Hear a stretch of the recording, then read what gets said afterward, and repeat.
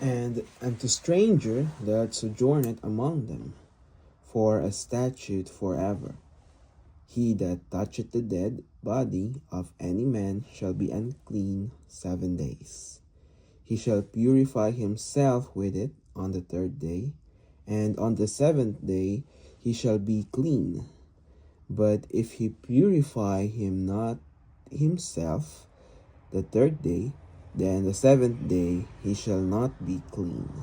Whosoever toucheth the dead body of any man that is dead, and purifieth not himself, defileth the tabernacle of the Lord.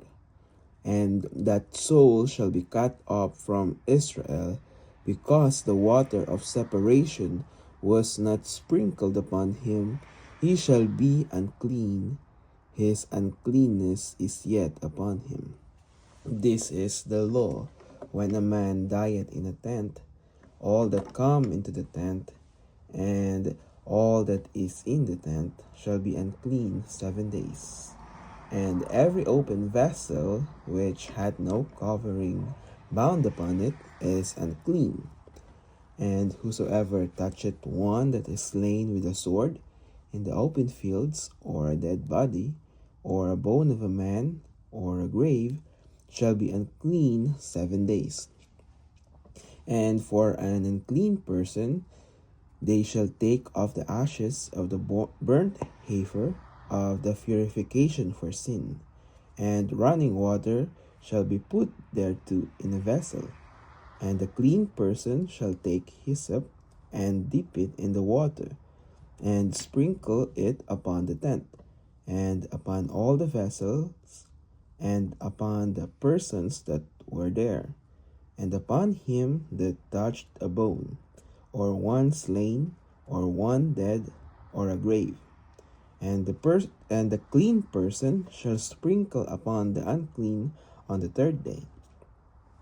And on the seventh day,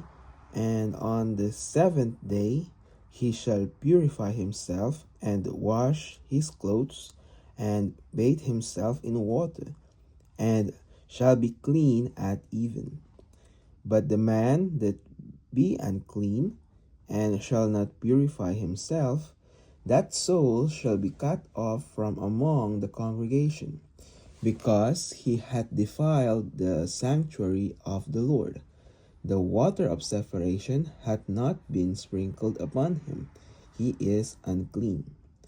And it shall be a perpetual statute unto them, that he that sprinkleth the water of separation shall wash his clothes, and he that toucheth the water of separation shall be unclean until even.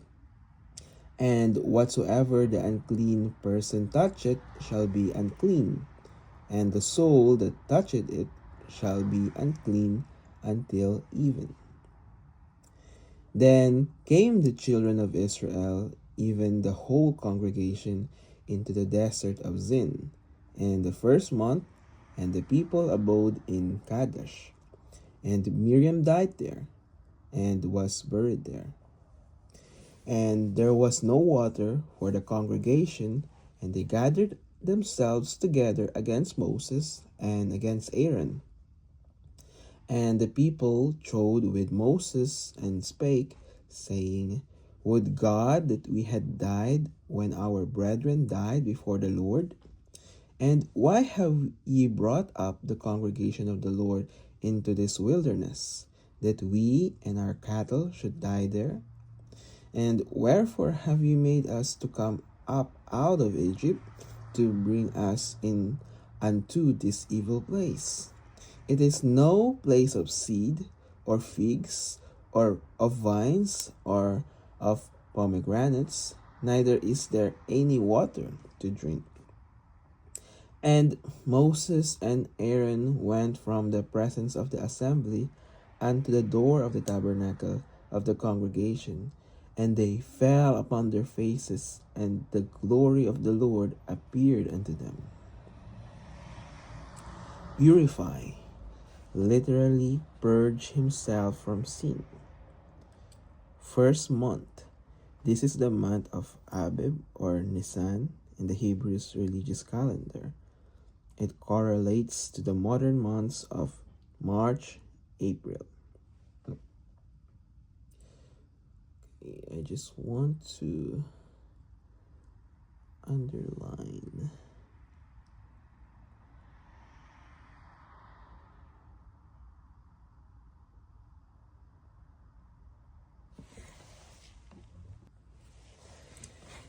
And the Lord spake unto Moses, saying, Take the rod and gather the assembly together, thou and Aaron thy brother, and speak ye unto the rock before their eyes, and it shall give forth his water, and thou shalt bring forth to them water out of the rock. So thou shalt give the congregation and their beasts drink. And Moses took the rod from before the Lord, as he commanded him, and Moses and Aaron gathered the congregation together before the rock, and he said unto them, Hear now, ye rebels, must we fetch you water out of this rock?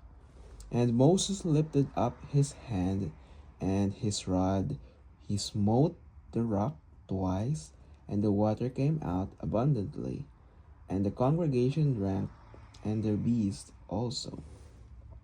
And the Lord spake unto Moses and Aaron, Because ye believe me not, to sanctify me in the eyes of the children of Israel, therefore ye shall not bring this congregation into the land which I have given them. This is the water of Meribah, because the children of Israel strove with the Lord, and he was sanctified in them.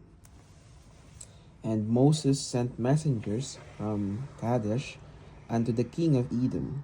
Thus saith thy brother Israel, Thou knowest all the travail that hath befallen us, how our fathers went down into Egypt, and we have dwelt in Egypt a long time.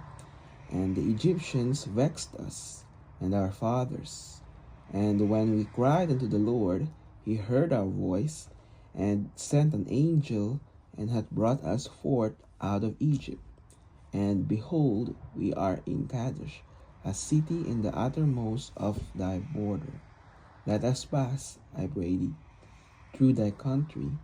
We will not pass through the fields or through the vineyards, neither will we drink of the water of the wells.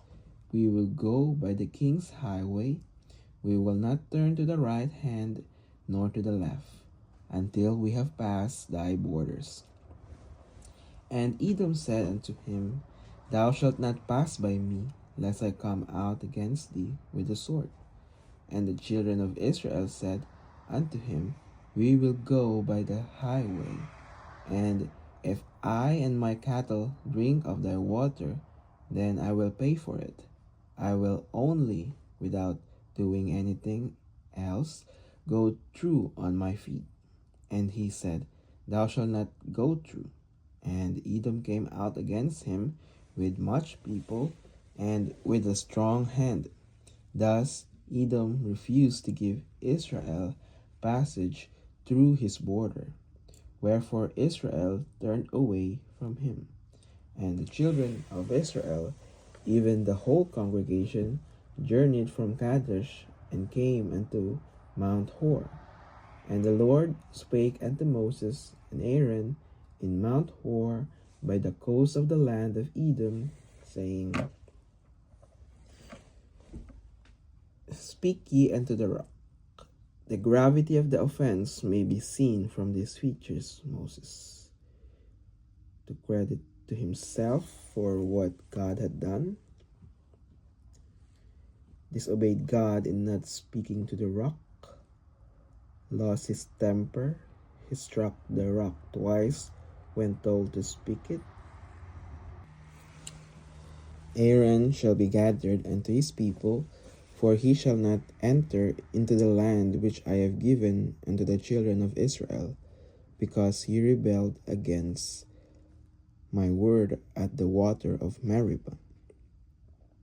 Take Aaron and Eleazar his son, and bring them up unto Mount Hor, and strip Aaron of his garments, and put them upon Eleazar his son, and Aaron shall be gathered unto his people, and shall die there.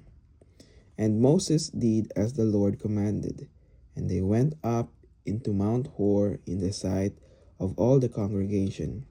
And Moses stripped Aaron of his garments, and put them upon Eleazar his son, and Aaron died there in the top of the mount. And Moses and Eleazar came down from the mount, and when all the congregation saw that Aaron was dead, they mourned for Aaron 30 days, even all the house of Israel. And when King Arad the Canaanite, which dwelt in the south, heard tell that Israel came by the way of the spies, then he fought against Israel, and took some of them prisoners. And Israel vowed a vow unto the Lord, and said, If thou wilt indeed deliver this people into my hand, then I will utterly destroy their cities. And the Lord hearkened to the voice of Israel, and delivered up the Canaanites, and they utterly destroyed them and their cities. And he called the name of the place Hormah. And they journeyed from Mount Hor by the way of the Red Sea to compass the land of Edom. And the soul of the people was much discouraged because of the way. And the people spake against God and against Moses, Wherefore have you brought us up out of Egypt to die in the wilderness?